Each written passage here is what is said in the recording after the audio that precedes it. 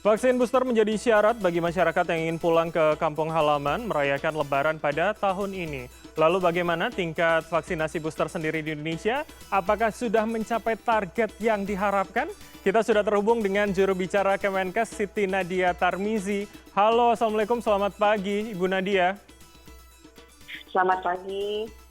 Waalaikumsalam. Selamat Baik, sahur ini. iya.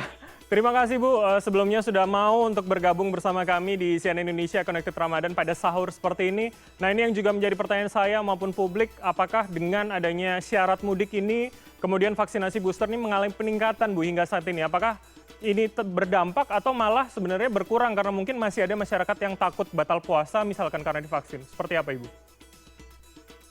Ya, jadi mungkin kalau kita lihat sampai dengan per hari ini ya dilaporkan memang jumlah masyarakat yang menerima vaksinasi dosis ketiga itu 27 juta ya. Sementara kalau vaksin untuk dosis kedua itu ada 161 juta dan yang mendapatkan dosis pertama itu 197 juta ya. Nah, kalau kita lihat apakah sejak memasuki bulan Ramadan ini memang kalau kita melihat ada sedikit penurunan ya tren daripada penyuntikan vaksinasi untuk booster ketiga.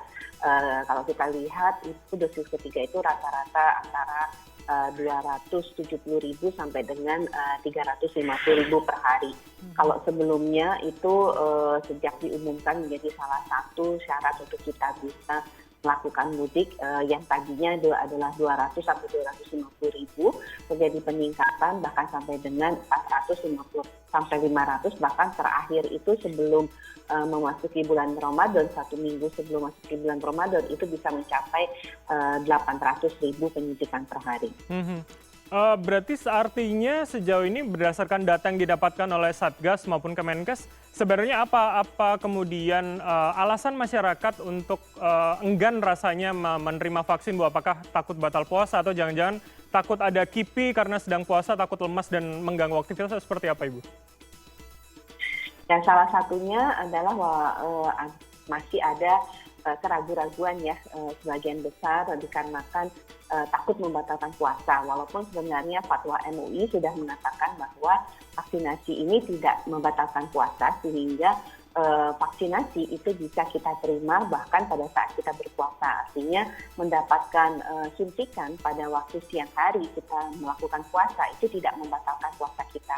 Tapi sebagian besar masyarakat dikarenakan juga banyak informasi-informasi yang beredar di dalam masyarakat kurang tepat ya, yang terutama ditakutkan adalah karena takut batal karena mengalami efek samping daripada kita mendapatkan suntikan tersebut. Padahal sebenarnya efek samping itu relatif lebih ringan ya. Biasanya umumnya saat ini yang kita temui itu adalah keluhannya adalah pegal-pegal saja sih sebenarnya pada suntikannya. Itu masih. Baik, walaupun sudah ada fatwa MUI, walaupun kemudian dari Kemenkes juga meyakinkan bahwa dampaknya sebenarnya tidak terlalu besar. Nah, kemudian apa langkah dari Satgas maupun dari Kemenkes, Ibu, untuk kemudian menggenjot lagi, memasifkan lagi, Ibu, sebelum Lebaran nanti angka dari vaksin booster ini akan meningkat seperti apa? Yang pertama tentunya adalah tetap mengedukasi ya masyarakat bahwa vaksinasi booster ini adalah prinsipnya memberikan perlindungan kepada kita.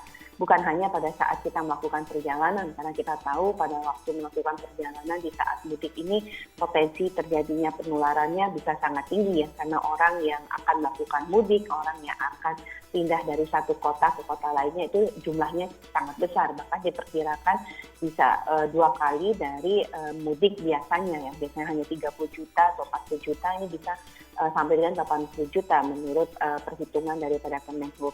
Yang kedua adalah kita tahu pada waktu kita menghadapi varian Omicron kemarin, kelompok seperti yang lansia, kemudian orang yang memiliki penyakit komorbid atau penyakit penyerta ya seperti darah tinggi, kemudian sakit gula darah ataupun sakit jantung, sakit ginjal itu sangat beresiko untuk jatuh sakit yang lebih parah dan bahkan harus dirawat di ruang perawatan intensif ataupun berakhir kepada kematian. Nah, yang terakhir adalah anak usia di bawah 6 tahun. Nah, usia di bawah 6 tahun ini kan sampai saat ini belum ada vaksin yang bisa diberikan kepada mereka karena memang rekomendasinya belum ada. Nah, untuk menjaga, memastikan selama perjalanan kita tidak jadi sumber penularan ataupun kita tidak tertular pada orang lain ya, terutama buat mereka yang mungkin menggunakan kendaraan pribadi ya, karena ini sangat penting untuk menjaga dirinya sendiri dan juga pada saat kita berkumpul dengan keluarga besar, maka vaksinasi booster ini sangat diperlukan. Jadi edukasi ini yang kita sampaikan bahwa dengan mendapatkan vaksinasi booster dan melengkapi khususnya ya Mas yang belum mendapatkan vaksin sampai dengan dosis kedua itu menjadi penting karena akan memberikan perlindungan pada saat kita melakukan perjalanan mudik ataupun juga pada saat bertemu keluarga besar yang biasanya orang yang lebih dituakan. Nah, edukasi ini terus-menerus kita sampaikan sampai dengan tentunya memasuki masa mudik.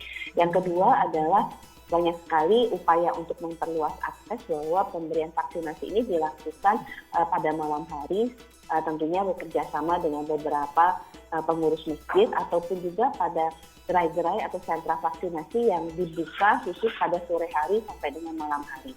Nah, ini diharapkan juga selain tentunya sentra vaksinasi yang memang sudah dibuka dari siang hari ya, tapi kemudian malam hari juga dibuka untuk memudahkan masyarakat mendapatkan vaksin. Baik, jadi selain memasifkan pada malam hari juga memberikan edukasi bahwa seberapa penting, seberapa manfaat dari vaksin apalagi ketika digunakan untuk bisa bertemu keluarga di Lebaran nanti, Ibu ya. Nah, Ibu, ini yang juga masih menjadi pertanyaan publik adalah bagaimana ketika masyarakat yang mempunyai kondisi kesehatan khusus, Ibu, misalkan memiliki komorbid yang belum bisa divaksin, atau misalkan seperti ibu hamil, akan seperti apa nanti masalah persyaratan ini dan juga bagaimana sebenarnya mensiasatinya agar tetap bisa terjaga begitu? Seperti apa, Ibu? Iya, jadi yang pertama untuk ibu hamil. Jadi untuk ibu hamil tetap bisa mendapatkan vaksinasi booster ya, Mas Bram ya. Tapi dengan syarat bahwa kehamilannya itu sudah di atas usia 13 minggu. Dan vaksinasinya mengikuti jenis vaksin yang sudah dikeluarkan ya. Artinya tidak harus menggunakan jenis vaksin yang sama, tapi bisa menggunakan jenis vaksin yang sama seperti orang ataupun perempuan yang tidak hamil. Jadi tidak ada permasalahan untuk ibu hamil mendapatkan vaksinasi booster dan kita berharap ya kemarin itu kita melihat jumlah kematian akibat ibu itu cukup meningkat oleh karena banyak ibu hamil yang menunda setelah kemudian melahirkan baru kemudian mendapatkan vaksinasi. Nah, ini nggak perlu dilakukan karena sudah ada rekomendasi dari ITAGI dan POGI sendiri bahwa ibu hamil itu bisa mendapatkan vaksinasi kalau usia kehamilannya di atas 13 minggu. Dan ini memberikan perlindungan untuk ibunya sendiri dan untuk bayi yang nanti akan dilahirkannya. Nah, yang kedua adalah untuk mereka yang memang pada kondisi tertentu tidak bisa mendapatkan vaksinasi. Misalnya orang yang punya penyakit berat atau sedang dalam pengobatan tertentu sehingga dia tidak bisa mendapatkan vaksinasi dosis 1 atau bahkan juga tidak bisa melengkapi vaksinasinya sampai dosis kedua. Nah, ini kalau akan melakukan perjalanan adalah satu, mendapatkan surat dari rumah sakit pemerintah ya yang berisikan keterangan bahwa bersangkutan tidak bisa divaksin. Yang kedua adalah melakukan pemeriksaan PCR ataupun antigen. Jadi syarat untuk melengkapi kalau kita belum mendapatkan vaksinasi booster ketiga adalah dengan membawa surat pemeriksaan PCR atau antigen. Kalau sudah mendapatkan dosis pertama, itu cukup dengan membawa pemeriksaan antigen. Tapi kalau belum mendapatkan vaksinasi sama sekali, itu harus melakukan pemeriksaan PCR untuk syarat perjalanan. Nah, kami juga ingatkan untuk anak usia 6 sampai dengan 18 tahun yang memang belum bisa mendapatkan vaksinasi booster, ini juga kalau akan melakukan perjalanan harus dilakukan pemeriksaan dengan antigen, walaupun sudah mendapatkan vaksinasi 2 kali. Jadi ini yang tentunya perlu dipahami bahwa penting sekali untuk segera melengkapi vaksin dan juga segera mendapatkan vaksinasi booster tadi. Baik, selain mendapatkan booster, tapi juga ada metode lain begitu Ibu ya untuk masyarakat yang memang memiliki kondisi kesehatan tertentu. Nah, terakhir Bu Nadia, boleh nggak sedikit ada tips atau sebenarnya saran kepada masyarakat agar meyakinkan lagi masyarakat bahwa mereka kan sebenarnya tetap bugar, tetap bisa beraktivitas walaupun divaksin di tengah sedang berpuasa, Ibu? Iya, selain kita bisa merujuk ya kepada fatwa MUI yang mengatakan bahwa vaksinasi di saat berpuasa itu tidak membatalkan puasa, ini tentunya adalah kita ketahui sebenarnya umat muslim yang menjalankan ibadah puasa itu sebenarnya aktivitasnya tidak akan terganggu dengan puasa ini, termasuk juga dengan mendapatkan vaksin. Jadi tidak ada reaksi yang berhubungan dengan proses puasa kita, ini yang pertama.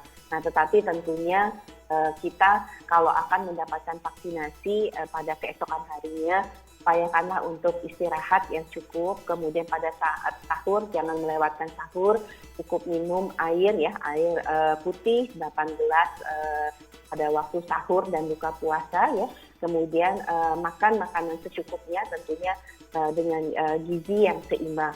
Nah, setelahnya nanti kita mendapatkan suntikan, kalau kemudian dirasakan misalnya suatu gejala seperti tidak enak ya, atau meriang atau pusing, ya segera untuk mungkin menghentikan dulu kegiatannya, mungkin bisa beristirahat supaya kita tidak membatalkan puasa kita. Kita tunda nanti setelah buka, mungkin bisa mendapatkan obat-obat seperti penurun nyeri ataupun penurun panas. Sebenarnya kalau kita belajar tahun lalu ya, saat juga kita memulai vaksinasi pada saat bulan Ramadan itu tidak ditemukan sebenarnya efek samping yang berarti. Jadi ini juga merupakan bagian ujian mungkin ya Mas Bram ya, untuk kemudian kita segera divaksin, dan juga tidak perlu sebenarnya ada persiapan-persiapan khusus untuk mendapatkan vaksinasi di saat bulan puasa. Hanya saja supaya kita tidak membatalkan puasa kita, kalau ada keluhan, demam, pusing, ataupun kemudian pegal-pegal ya di tangan yang dirasakan tidak nyaman, bisa untuk sementara menghentikan dulu aktivitasnya dan beristirahat. Baik, dan tentunya segera berkonsultasi begitu Bu ya, agar segera tertangani jika terjadi sesuatu hal. Baik, kita doakan bersama Ibu, semoga vaksin booster ini segera lebih masif lagi dan lebih memproteksi seluruh masyarakat, apalagi di Idul Fitri nanti. Sekali lagi terima kasih Ibu telah bergabung bersama kami melalui sambungan Zoom. Sehat selalu Ibu Nadia. Sama-sama Mas Bram.